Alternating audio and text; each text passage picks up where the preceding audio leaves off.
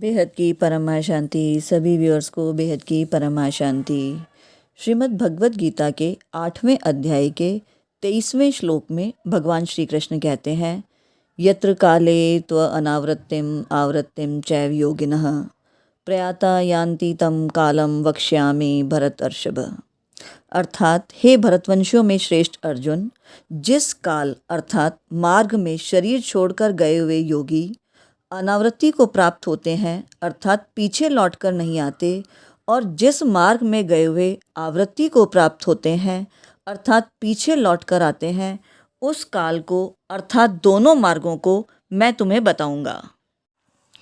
आगे भगवान कहते हैं, जीवित अवस्था में ही बंधन से छूटने को सधोमुक्ति कहते हैं, अर्थात जिनको यहाँ ही भगवत प्राप्ति हो गई है, अर्थात इसी संसार के अंदर रहते हुए भगवत प्राप्ति हो गई है, भगवान में अनन्य भक्ति हो गई है, अनन्य प्रेम हो गया है, ऐसे ही प्राणी यहाँ की परम संसिद्धि को प्राप्त हो जाते हैं। दूसरे जो साधक किसी भी तरह की सूक्ष्म वासना के कारण ब्रह्मलोक में जाकर क्रमशः ब्रह्मा जी के साथ मुक्त हो जाते हैं, उनकी मुक्ति को क्रम मुक्ति कहते हैं।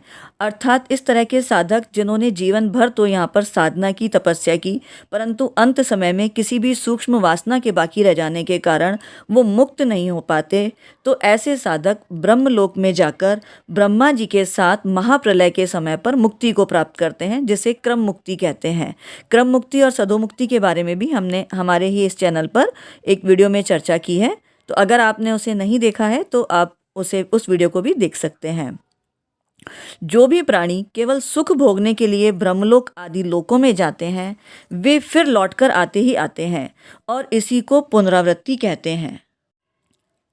यहाँ पर अनावृत्तिम आवृत्तिम कहने का तात्पर्य है कि अनावृत ज्ञान वाले पुरुष ही अनावृत्ति में जाते हैं और आवृत ज्ञान वाले पुरुष ही आवृत्ति में जाते हैं।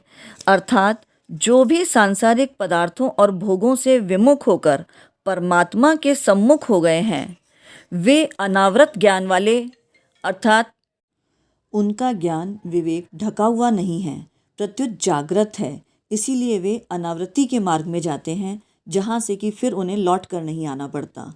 निष्काम भाव होने से उनके मार्ग में प्रकाश अर्थात विवेक की मुख्यता रहती है। अर्थात यहाँ समझने वाली बात यह है कि भगवान ये बताना चाहते हैं, अनावृत ज्ञान और आवृत ज्ञान का अंतर बता रहे हैं भगवान यहाँ पर, कि जिन भी प्राणियों का सांसारिक भोग विलासों से विरक्ति हो गई है, उनकी कोई सांसारिक पदार्थों में, सांसारिक भोगों में किसी भी प्रकार की कोई भी आसक्ति नहीं है, और वो पूरी तरीके से परमात्मा के सम्मुख हो चुके हैं, परमात्मा को समर्पित हो चुके हैं, ऐसे ही प्राणी को, ऐसे ही जीवों को जिन्हें आत्मबोध हो चुका है, उन्हें अनावृत ज्ञान वाले बताया है यहाँ भगवान ने।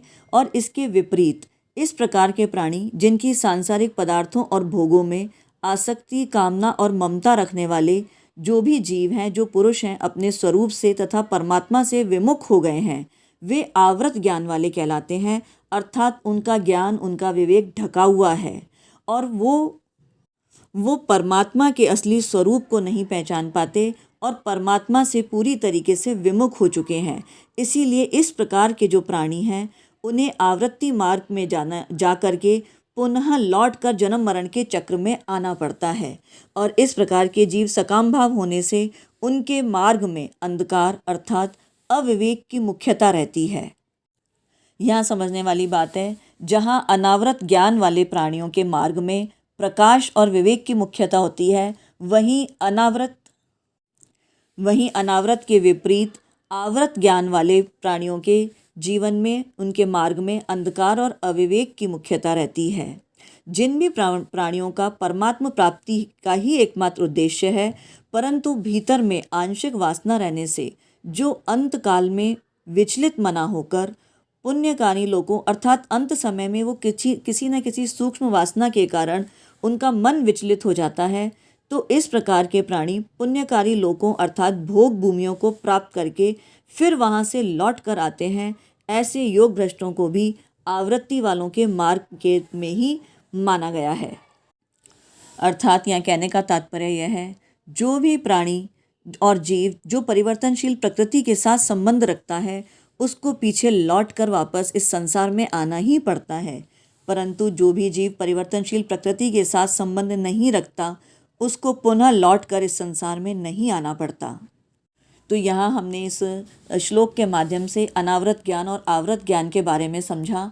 अनावृत ज्ञान वाले प्राणी किस प्रकार अनावृत्ति को प्राप्त होते हैं और आवृत ज्ञान वाले प्राणी किस प्रकार आवृत्ति को अर्थात पुनः बार बार लौट कर इस संसार में आते हैं और जन्म मृत्यु के चक्र में यूं ही भटकते रहते हैं। इन दोनों ही बातों का भेद हमने जाना।